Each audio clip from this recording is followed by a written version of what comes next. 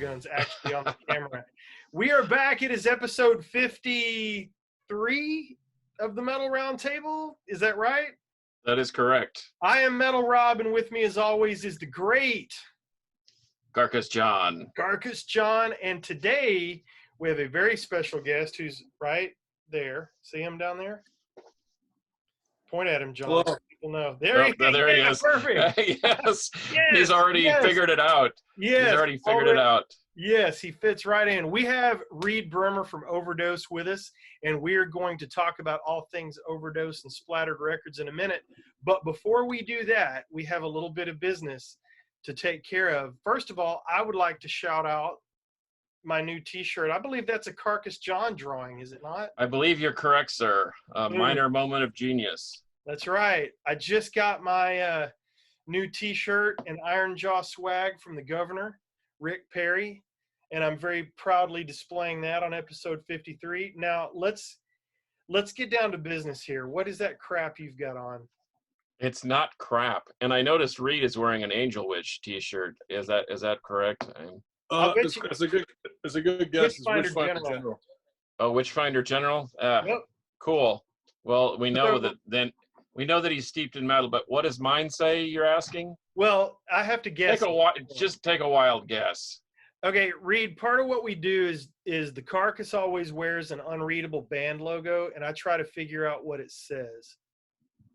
I think it's Micawber. Macabre. Oh my gosh, ding, ding. Is that it? He's our grand prize winner today, Rob. You win a Nuff Nuff T-shirt. Oh, thank you so much. Yes, I am the hair metal fan of the show, Reed. Just so you're not familiar with Macabre? No. A killer death metal band from Wisconsin. Marvin Charge is the bass player. He's played in some other bands too. Cool cat. I randomly, on my last trip to Salt Lake City, Utah, of all places, I was visiting my daughter. She Googled, or she went to the search thing, and she said Salt Lake City metal, and Macabre's name came up. Like, how random is that? They just happened to be playing a place called the Warehouse, and it literally was. They opened the doors of a warehouse. The stage was there, and we're all standing outside the warehouse. So anyway, and it was about 26 degrees outside. So it was really an interesting gig, but it was fun nonetheless. And shout out to Marvin and the boys from Macabre. They're freaking brutal. And they toured, actually part of a tour with our friends from Turbid North. So there's the Texas metal connection that always seems to happen. I played a show in an abandoned feed store once. Does that count for anything? That's pretty dang close. What's the worst you've played, Reed? The worst? The worst. Oh man, I've played like a kitchen before, like with like full stacks of gear and everything. That was pretty tough. Shit. That's awesome. That sounds like a municipal waste video shoot or something. Yeah, totally. That's what it looks like, basically. Well, check it out, Reed. I very much appreciate you coming on the show today. Thank you so much for answering the messages and being willing to come on. I'm going to tell you how I know about Overdose. So got interested in Lucifer a year ago or a couple of years ago. I can't remember. Started checking out their videos and they were playing the kind of shit that I like, and I was just really digging on their songs and their whole vibe and everything. And so they're coming to Dallas. This was back in the winter time, if I remember correctly, or maybe after the first year. I can't remember exactly when it was. So I go to the show, and I didn't recognize either of the opening bands. Who was the middle band that played with you guys on that tour? It was Savage Master. Savage Master. Oh, that's right. I couldn't come up with the name. Okay. No. So I had not seen Savage Master, and I hadn't seen Overdose. So I roll in early to the show to make sure and catch everybody. And Overdose comes out. And I felt like I got hit over the head with a baseball bat. It was awesome. It was freaking great, man. These dudes are just getting it.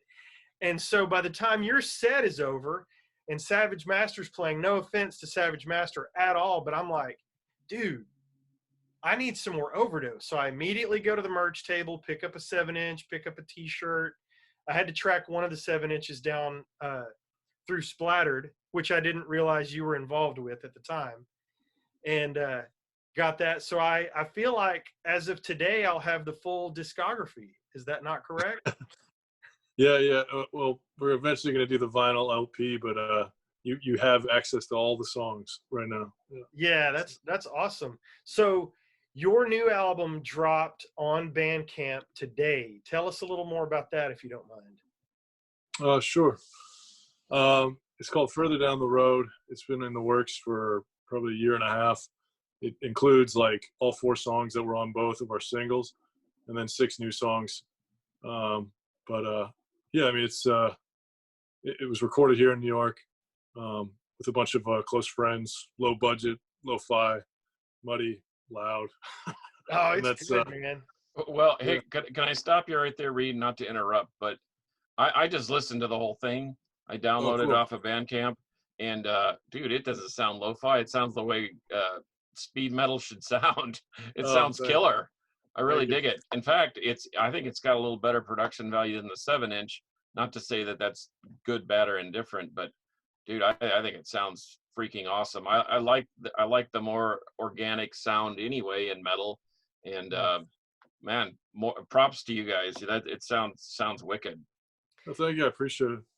Yeah, I mean, it's like the style of music we play and the people we look up to and the kind of the metal like lineage that we want to follow is a lot of those guys, recorded with just like 4 tracks and kept it analog and kept it real, and like that's like my favorite sound. So put it in the red and like hit record. Yeah, awesome. There you go. So now you have no shame about the Motorhead worship, right? I mean, you fully embrace that, correct? Yeah, I mean, it definitely. But I mean, if anybody knows any, like, I've been in bands that sound like Motorhead for a long time, and like this is a band that kind of like I played in a band called Speedwolf for a long time, and then that broke up, and then I did another like more like punk rock and roll band that broke up, and I was like moved to New York and was kind of like want to try to do like some more Motorhead style stuff, but way more like rock and roll, and yeah. So to answer your question, yes, but it's definitely heavily influenced by like the kind of 80s, like 70s, like where hard rock and heavy metal were kind of like slowly going over the edge. So that's, I mean, yes, it sounds like Motorhead, but that's the core of it. Yeah, I totally agree with it. I read a review that I think was on the Splattered Records website, or it might have been on your Overdose Facebook. I can't remember, but it just nailed it. It talked about, yes, this is what I have said about the band is if Lemmy passed off a torch to a band with that spirit, not like a Motorhead cover band, but this is the spirit of Motorhead. That's what I hear in your music, but definitely with your own flavor sprinkled in, and it is very much Overdose.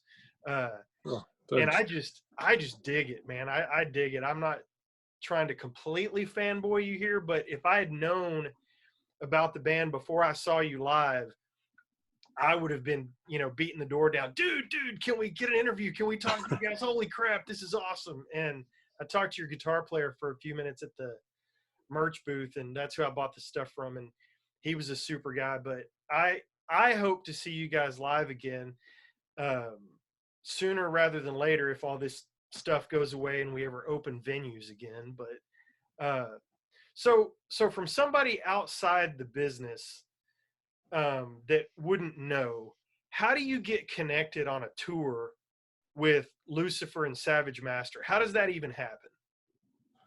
That tour specifically, we lucked out. Well, I don't know. I have a close friend that's a booking agent, and he was like, we grew up together, and he's like, yo, I'm booking for this agency now. I heard you got a new band in New York. I was like, cool, man. You guys have anything coming up you think we'd be good for? And he's like, oh, well, there's this band Lucifer's from Sweden. And I was like, Nick Anderson's the drummer. And Savage Master's playing. I was like, oh, I know Adam from the Hookers. Like, I knew it was like perfect. And so he asked, and I was like, we jumped at the chance. So that was basically it. It was just like a solid connection with a booking agent. Yeah. Now I can't remember the exact time frame, but you guys were able to finish the tour before everything got shut down, right?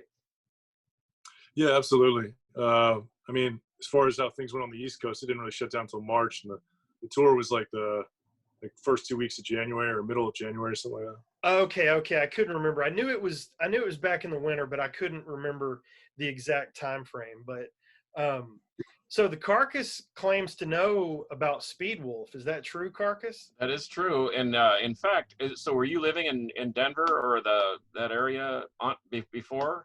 Yeah, Moved to I New grew York? up and lived in Denver most of my life, and I moved to New York a couple years ago.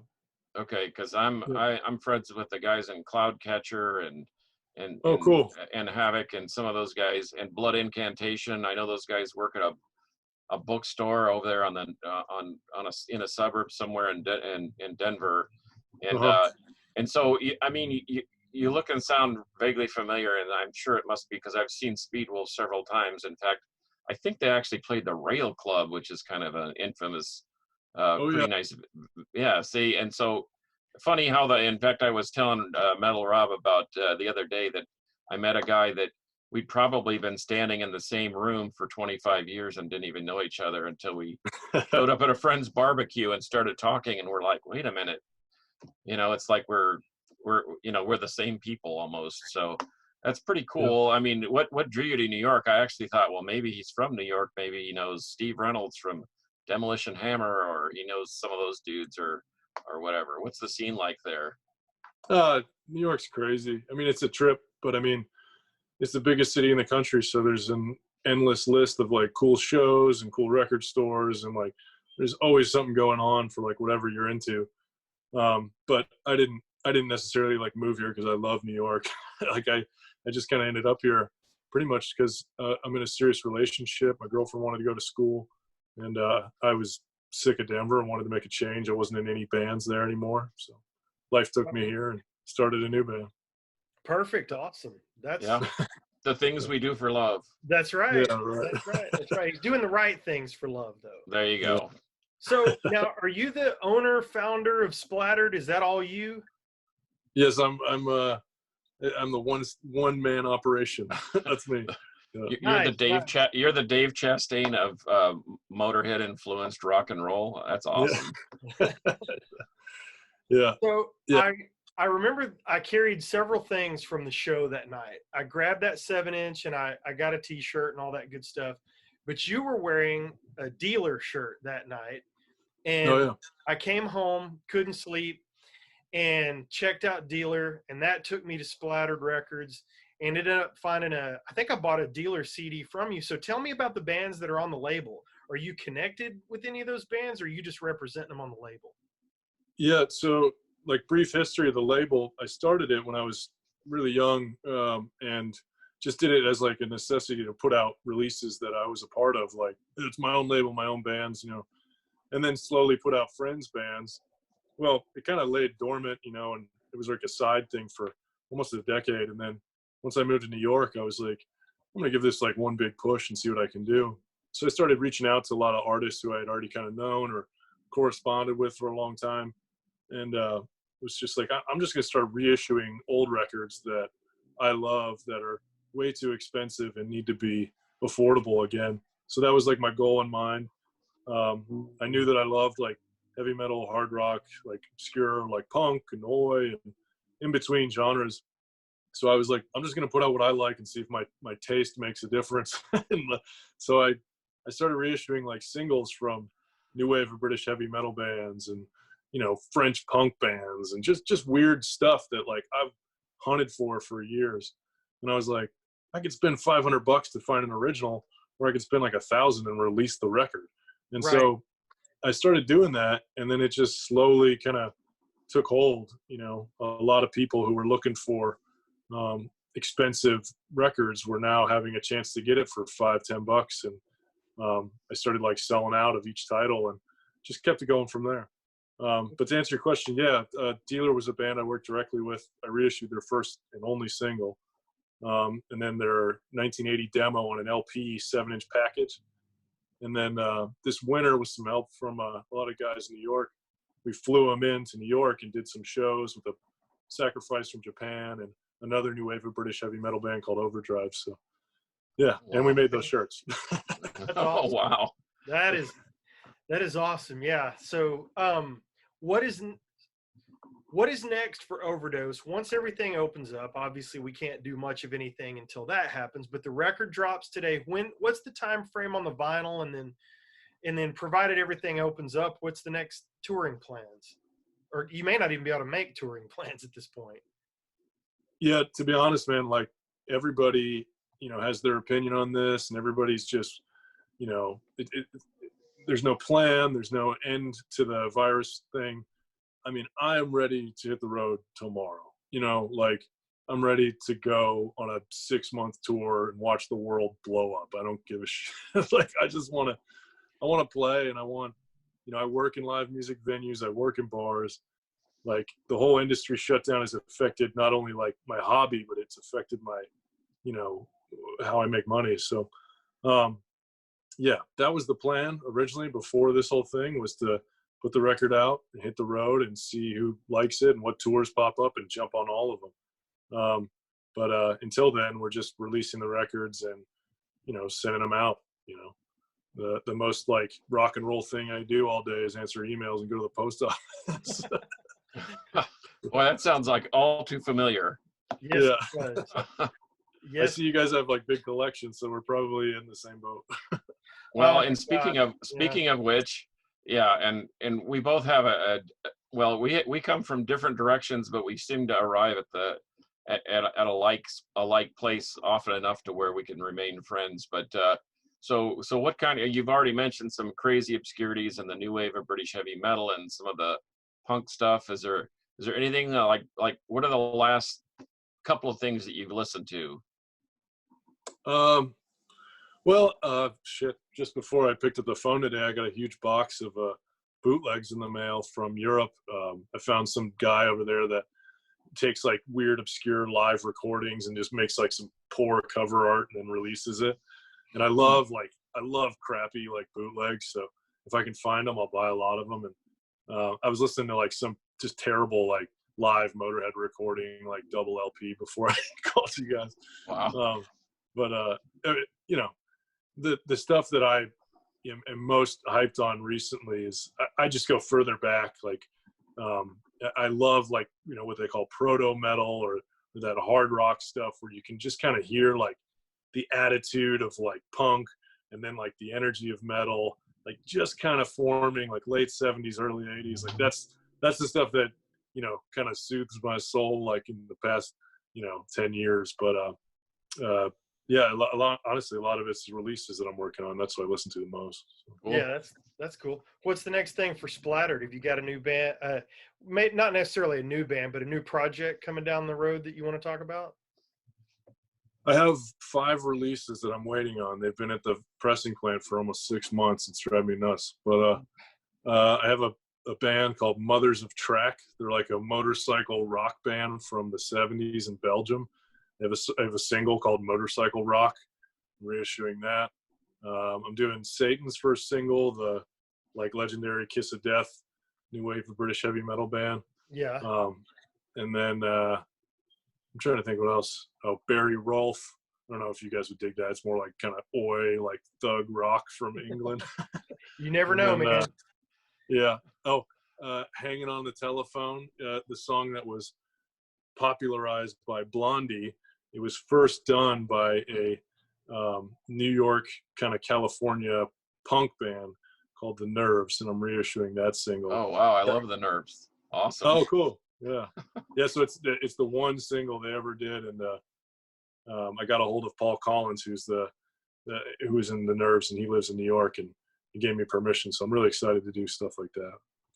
Oh, that's awesome. Well, sounds like I'm gonna have to friend Splattered Records, and you're gonna get some of my money, maybe most of my money at this point. Hey, I mean, if you got the patience for 7 inches, and they're cheap, and I'll have plenty of them. So who's doing your pressing? I mean, there's a couple of like we're fortunate in Texas because we have a vinyl pressing plant kind of here in our backyard, and I know there's Pirate Press in California. And there's a place in the Czech Republic that seems to get all the cool stuff too. Is there someone locally, or did you send that stuff a long way away to get pressed?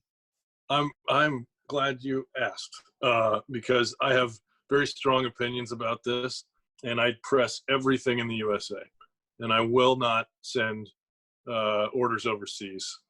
Pirates Press is connected to that Czech Republic pressing plant, and they're affordable. They do really high quality work, but what the fuck is the point of wasting, money that you could be sending to like fellow American manufacturers, when they are right in your backyard. So Amen, I do brother. everything. Awesome. And I'll tell you what, during the virus, all the businesses are shut down, but U.S. manufacturers are still considered essential. So now more than ever, they need your money. So yeah, I do everything locally. I change pressing plants, but it's all within America. Yeah. Awesome. Well, I will make Cool. sure once we're done here and I get the video edited and posted up, I'll make sure and put the Splattered Records website on the put the link on YouTube. That made me think of something. Oh, this is a personal question for me. Are there going to be CDs of Overdose? What's funny, man, is like I'm not a CD guy. Like I'm not like a vinyl snob. I've just You always just don't loved do vinyl. CDs. No, I really don't, but I'm considering doing it because you and plenty of other people have been like, my brain just doesn't think of CDs. Like if I see them and they're cheap, I'll buy them, but I don't think to buy them. So when someone gets a hold of me, they're like, "Are you going to make CDs?" I'm like, "What year is it? Are you crazy?" And then they're like, "I don't have a turntable," and I'm like, "Okay, I should probably make some CDs." So, Well, I love or how about tapes with a download card? Oh yeah, I've done that before, but I don't know. We'll see. I mean, I'm definitely doing a lot of LPs with download codes, but maybe we'll do some CDs too. Well, and that's good for me. I have a pretty sizable vinyl collection, and John's got he's got like 46 copies of Lonesome Crow. I've never seen anybody like this guy. I only have 32 copies of Lonesome Crow. Okay, Let's get your facts straight. Okay. They're all different pressings. Okay, fair enough. But I like the CD because I can throw it on the shelf, I can rip it, I can put it on my phone, and I've got the hard copy backup. But I'm perfectly happy with a Bandcamp download or a vinyl with a card. As long as I've got physical media, I am very stoked about that. I'm the same way, yeah. Zoom is telling me that I'm going to be limited to 40 minutes. Huh. It says that we just got deemed unlimited. We can go above and beyond the realm of essential. Zoom. We're essential, so they're going to let us keep going. That's right. We are essential, damn it. Yes. Quick, everybody tell your life story. That's right. That's right. Oh, well, brother, no, you don't want to know that, Reed. We'll just keep that for I'll buy you your favorite beverage at the bar, and I'll have a glass of water, and we can talk about that later next time we see each other live. Okay. Because it would take too long. The Carcass is an old man. He's got some stories. That dude up there roadied for Van Halen. How about that? Wow. Yeah, but he doesn't have a legit copy of the Soundhouse tapes. Like, no, I don't. No, but you don't have Osric Tentacles live at the Pong Masters Ball either, do you? He brings up Osric Tentacles every freaking show, every time. So what's the badass thing that you're running out of the house with in your collection, Reed? The house is on fire. You've got to select one thing. Holy crap! There's not another one on the planet. What are you running out with? Oh God. He's going to die with his collection. He's just going to say, I can't make it out with everything. I'm just going to sit here and burn. He killed it with his body. Yeah. Honestly, I guess that's my favorite format is 7 inches. And I guess that would be one benefit of that. I could grab a box of singles and still get out with like a couple hundred in a box. Carrying 200 LPs on my back is a little stupid on fire, but yeah, not I'll be like, oh, it's the cat food. You're like, what? You just have a whole box of heavy metal singles. Like, oh yeah. I should send you my Tigers of Pantang single I had. I didn't keep much of a 7-inch collection, and I've got a 7-inch of I can't remember what it is. It's an original neat pressing. I'll send that out. With the tiger on the front? It doesn't have a sleeve. It's in a white sleeve. I don't know if it didn't have a sleeve or I'll tell you what, talk amongst yourselves and I'll show it to you. Okay. Oh, because I was gonna say I have a Tigers of Pantang that's like a red. It's like a psychedelic cover. It's like reddish orange with a yellow jet on it. Oh And, yeah, yeah. yeah, I don't know if you have that one, but that's the one when he said Tigers of Pantang, that's what I have. But I also have a couple of 7-inch test pressings, and I'm not a true new wave of British heavy metal believer like some, but a lot of that stuff is awesome. I mean, Holocaust is one of my favorite bands. Um, I'm hit and miss with that, but I know I have a friend, Rodney Dunsmore, who used to. There you Oh, I know go. Rodney. Yeah, Rodney's a great guy, and man, that dude, I swear, has every 7-inch ever released by every new wave of British heavy metal band. I have no doubt about it. I would almost bet my check, my house, and everything else. And in fact, I just saw him last weekend. He's still. He just redid his room. His little record room looks like a store. It's ridiculous. But anyway, We're doing a show, and I'm digging through records to show Reed. that's production value. That's what we call it. We call it production value. That's right, Carcass. That's exactly right. All right, I'm going to show you the 2 or 3 things that I have, and I'm going to see if I can even get a rise out of you in any way. Okay, I have Don't Touch Me There. No sleeve. It's just the. Oh, does it say what year it is? Is it 81? That's probably a reissue that he put out. Yeah. I don't think it's a reissue. I think it's. Man, it doesn't. I'm just trying to remember if that's the one that goes, because their first one had it was an orange cover with a tiger on it.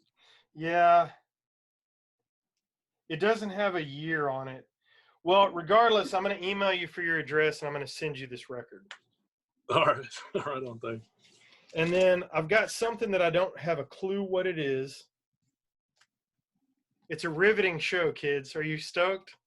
Of course you are. You love. Okay, this is Rocks. Do you know anything about this? I know Rocks, yeah. Hot Love in the City. Yeah. I know nothing about this. Okay, well, you'll be enjoying that. Now, and this one I'll probably hang on to because I freaking love this. How about that? Is it Hologround or Mithra? Yeah, Death and Destiny. Oh, That's the wow. great one. Yeah. Yeah. I love that one. I'll be hanging on to that one. Unless you don't have it. If you don't have it, we can work something out. But I'll trade you for a couple records or something. Yeah. Or $1 million or whatever, you know. Yeah, I bet he's got that check ready to write. He can't wait to get my Mithra record. I really dig, Reed. I dig the fact that you are making records affordable. There's nothing worse than hearing something you really like. You try to look for it, you can't find it. There's no way to buy it, and then you go to Discogs or some one of these entities, and the cheapest thing you can find is $500 with $150 shipping from Japan or whatever, and just so frustrating. Yeah, man. I'll be honest with you. Like, I collected records my whole life. I worked in a record store for a decade. I've played music my whole life, and I used to get the collector bug, and I would buy the triple gatefold with the poster with the patch, $50 death metal LP. I mean, I did that for years, and I really got into that. And then I hit a point where I was like, this sucks. It is completely backwards from what it's supposed to do. And that's to spread music around. I don't like things to be exclusive or only cool people know the good shit.